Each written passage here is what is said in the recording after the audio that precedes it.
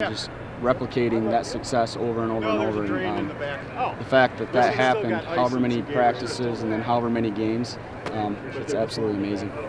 What can you say about your quarterback? I mean, especially, you see him go down on the turf there for a second. I'm sure your heart skipped a beat. Talk about his toughness, though. Yeah, he's tough for nails. I mean, outside of games where we put in the seconds, that was the only play that he's not played for us on offense this year.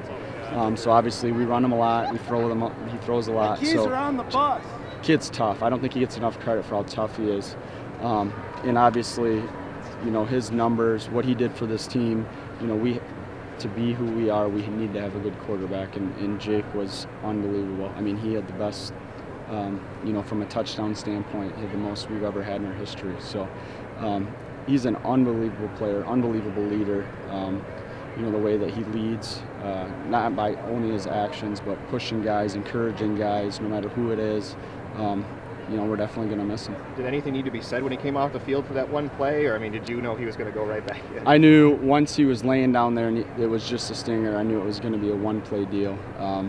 So fortunate for us, we got him back, obviously because he's a big part of what we do. Watching you guys against Whitehall and then watching this game, you weren't perfect in this game. Obviously, there's some turnovers. He puts the ball on the ground, but it seems like you guys never panic, and you're always there. And when the play needs to be made, you make it. Is that just kind of one of the characteristics of this team, do you think?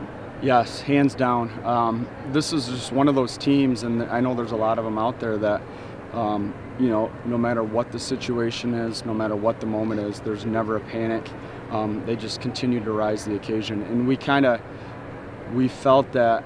That week 6 with the Catholic win, I think that kind of solidified that that was a back and forth game. That even when things get tight, there's adversity, they can step up. And there's a ton of kids on this team that it takes a collective group of guys that were never scared of the moment, and just the bigger the moment was, the better they played. And which team did you play on? I played on the 2002 South Christian football team. Okay, so.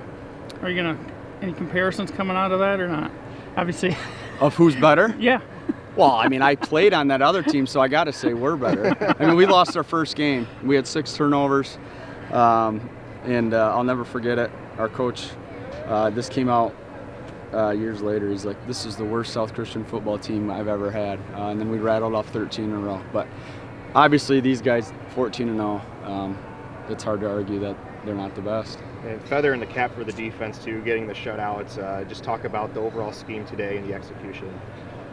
Yeah, obviously it's scary when you turn on the film and a guy scored 5 touchdowns the week before and ran for 200 yards, and so that was the talk all week is we got to create some negative plays because if we let them do the ground and pound thing and keep the ball out of our offensive hands and limit our time with the ball, we could be in trouble. So it was unbelievable.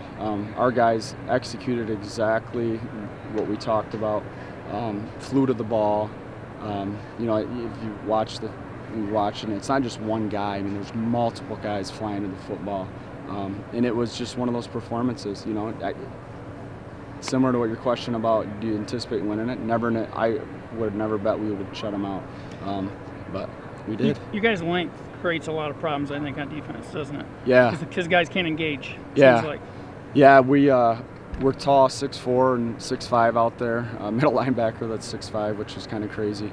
But we put a ton of onus on those 2 guys this week. We're going to be successful if you play your butts off.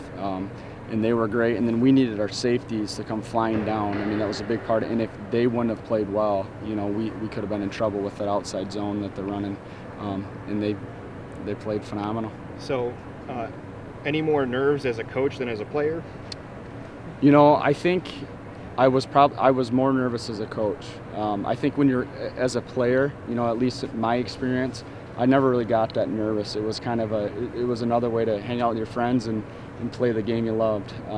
But as a coach, you start thinking about all the what ifs and the things that can happen, and you want the kids to win so bad, so you kind of take on that pressure. So definitely more nervous as a coach.